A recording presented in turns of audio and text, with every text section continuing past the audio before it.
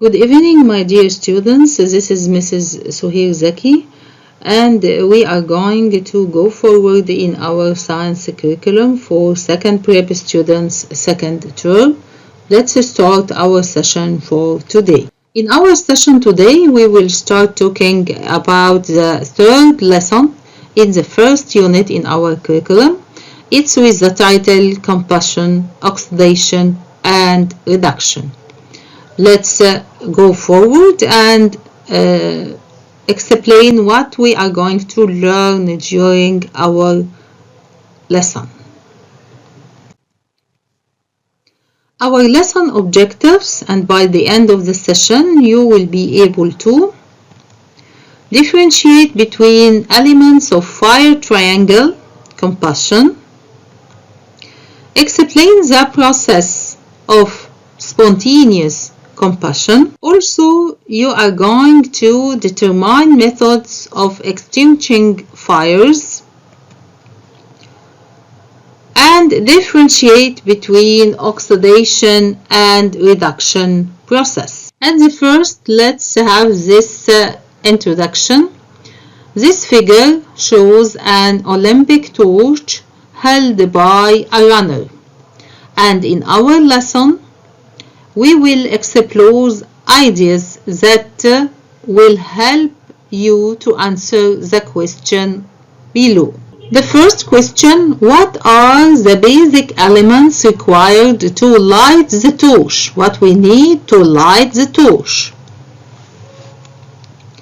How can the torch flame be extinguished if we need to put out this fire? What we will need to extinguish this fire or this flame? What is the meaning of oxidation and reduction? And what is the relation with the combustion process? At the first, let's discuss the answers of these questions. Can a car engine run without fuel? Can you drive your car, or your dad or your mom drive her car without using fuel? Why when the fuel is used inside our car and finished, we need to go to get new fuel to move the car or to drive our car?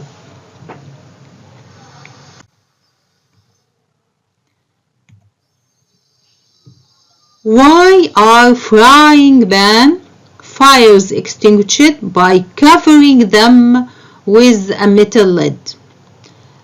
In some cases in kitchen, if the frying pan, of course the frying pan containing oil with a very large temperature, and oil is a flammable material, can be burned and can be flamed. So what is the idea of covering them to extinguish the fire? Why we don't put water, for example? The next question: why does a matchstick ignite when wrapped against a rough surface? If we try to ignite a matchstick, why we need to wrap the matchstick against a rough surface to ignite it? Let's explain and try to understand the fire triangle. Combustion. The key elements of the combustion or burning process are: first, the fuel. This is the first part. Second, the oxygen, the presence of oxygen. Third, the heat. So we have three points here: the fuel, the oxygen, the heat, and they form this triangle, which is called the fire triangle. Let's discuss each point of them, each element of them. the first, we are going to discuss the fuel. What is meant by the fuel? The fuel is a flammable material used to produce thermal energy, which is the heat that we need, as a result of an exothermic reaction.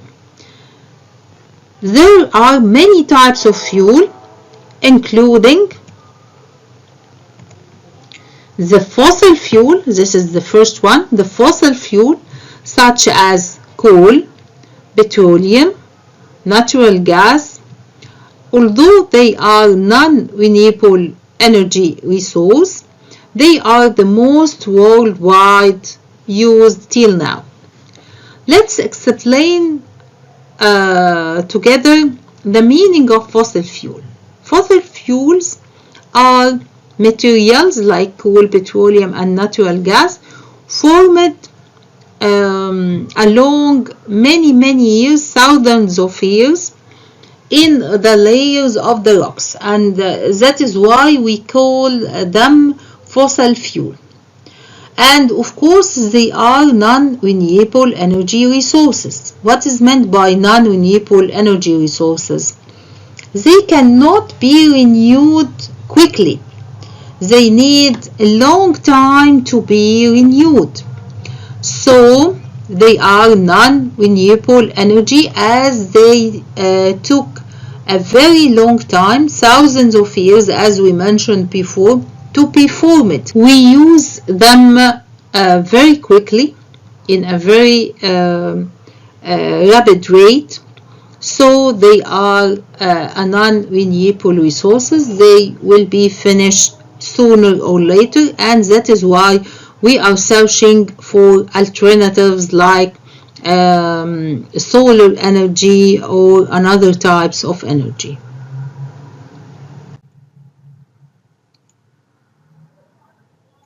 So fossil fuels, the two main fossil fuels used in homes are natural gas, consists mainly of methane gas by 93%, together with some hydrocarbons like propane and butane.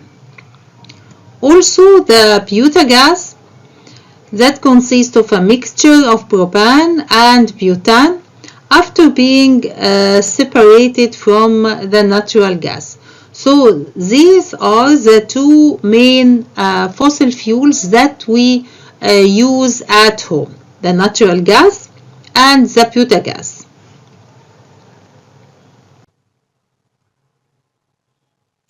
The second type is the biofuel. The biofuel, such as ethyl alcohol or ethanol, which is prepared from plants rich in starch like corn. Therefore, it's considered a renewable energy resource. Why it's a renewable energy resource? Because it's extracted or can be prepared from a renewable source, which is corn, and corn is a plant that can be planted and used another amount of it. So it's a renewable source of energy, not like the fossil fuels that are non-renewable resource of energy. So in some countries it's mixed with gasoline to be used as car fuel.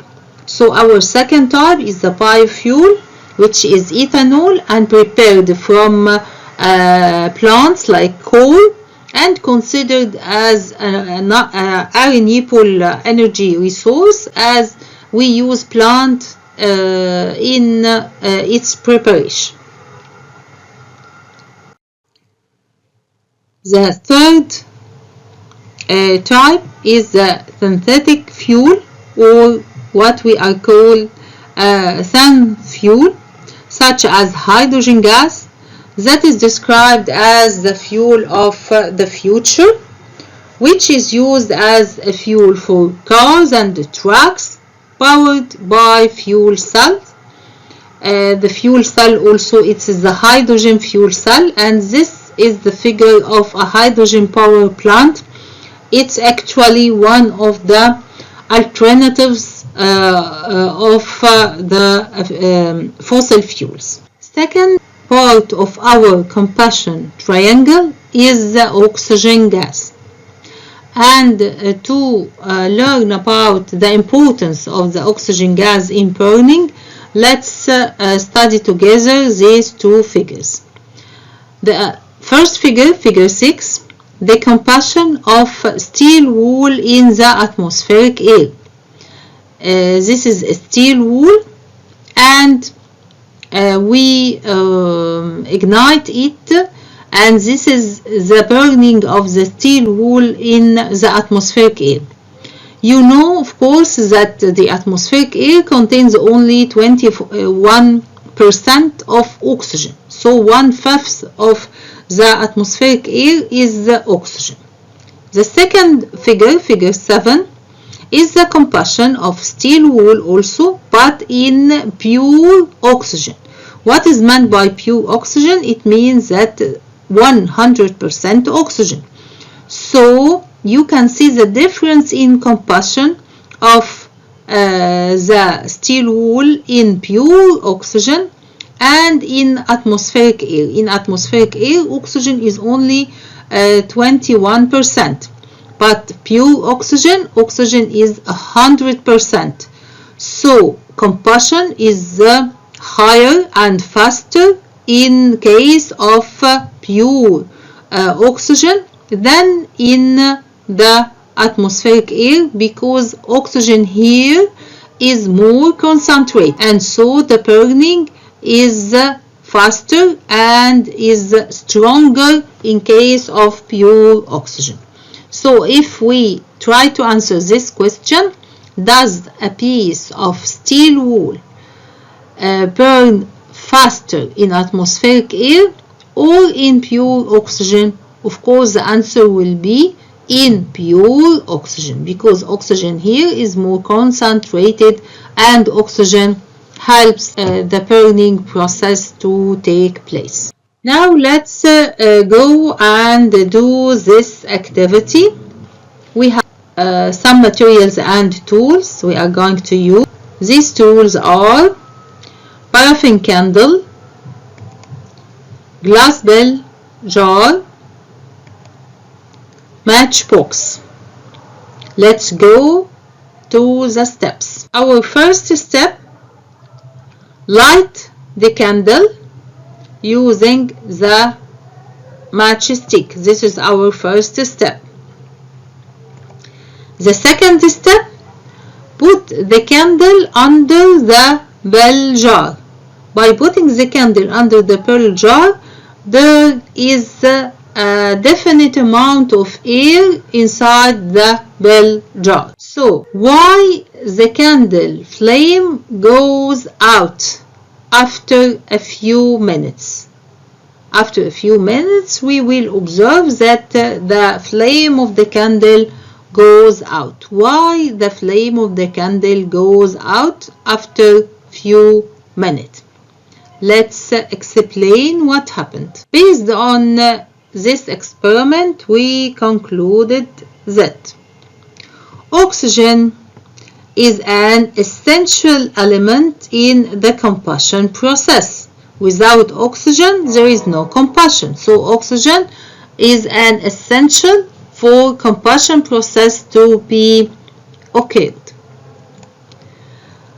What is meant by combustion? Combustion is the combination between fuel and oxygen, which is usually accompanied by the emission of light, heat, or both. So oxygen is needed. It's essential for the combustion process to take place. And the combustion process itself, what is meant by combustion process? It's a combination of fuel with oxygen. And in this process, during the process, the emission of light and heat, or the emission of heat, is released during the combustion process. Let's learn about this laboratory skill. Bunsen burner. This is Bunsen burner. As a heat source in laboratories, this is the burner that we are using in our laboratory. Of course, under the supervision of our teachers, and in some cases the teacher himself demonstrate the experiment without the students. Only the students watch what will their teachers do. So this is Bunsen flame. Its flame results from the combustion of a mixture of gaseous fuel and oxygen. So we will have some observation about the flame. Let's learn together. The flame color varies according to the amount of oxygen mixed with the fuel. If you look to this figure, figure 10, you can see that the color of the flame is different from one burner to the other, due to the difference in the amount of oxygen mixed with the fuel. When the amount of oxygen is limited, the flame turns yellow, and the combustion is described as incomplete. So in this part, the combustion is incomplete, and the flame turns yellow due to deficiency in oxygen. The oxygen here is limited, a small amount of oxygen in this case. On the other hand, when the air vent hole or in the Bunsen flame is widely opened, the flame turns blue. Why? Because the abundance of oxygen, the oxygen here is enough, it's efficient to make the combustion complete. So the combustion here, in case of the blue flame, is complete combustion. In case of yellow flame, the combustion is incomplete. Why? Due to the limited amount of oxygen in this case. So by widening the open or the hole of the Bunsen burner, enough oxygen reaches to our combustion process, and so the flame color turns blue, and in this case the reaction is described as complete. Let's move to the third part in our triangle, in our combustion triangle. The third part is heat. So let's learn about heat. Why are spark plugs, this is the spark plugs, used in cars? This part actually you can ask your dad to show you this part in your car. It's a very important part to allow the combustion process of the fuel to start and to take place. So why are spark plugs used in car? Let's explain together. When starting the car engine, spark plugs create an electric spark that causes the ignition of gasoline air mixture in the combustion chambers. So the spark plug, it's like the starting of the process of the combustion of fuels. So it's very important to have a good spark plug or to work by efficiency to start the burning of fuel inside our car chambers. So fuel doesn't begin to burn until it reaches a specific temperature known as the ignition temperature. So the ignition temperature, it's a specific temperature at which the fuel starts to burn. Without reaching to the ignition point, we cannot start to burn or to start the combustion process of the fuel, and so the car cannot be moved. So what is meant by ignition point? It's the specific temperature at which the fuel starts to burn. As the ignition point of a fuel is low, its flammability increases. The ignition point differs from one fuel to the other, of course, and determines how dangerous using the fuel is. Now, dear students, let's check our understanding. The ignition point of substance X is 45 degrees Celsius, while the ignition point of substance Y is 300 degrees Celsius. Which of them ignites more readily? And explain your answer. What do you expect? What do you expect? Of course, if we think to answer this question, we will find that substance X will ignite more readily than substance Y. Let's explain. The readiness of a substance to catch fire is directly related to its ignition point. So, as we discussed before, the ignition point is the temperature at which the substance starts to burn. And by comparing substance X and substance Y, we will notice that substance X only needs to be heated to 40 degrees Celsius to start burning, and this is quite low. On the other hand, substance Y requires a much higher temperature. It reaches to 300 degrees Celsius before it starts to burn. From this, we conclude that substance X requires temperature much faster and less energy is needed, so it's considered more flammable and ignites more readily. So this is our answer for this question. Now let's go to this cross-cutting concept, cause and effect. Hydrocarbons are composed of carbon and hydrogen. This is the cause. When they burn in the air, carbon dioxide gas and water vapor are formed as products. Of course, the carbon dioxide formed from burning of carbon, and water vapor is formed from burning of hydrogen. And this is an exothermic reaction, which is the effect. So the cause is the combustion of hydrocarbons, and the effect, the releasing of thermal energy.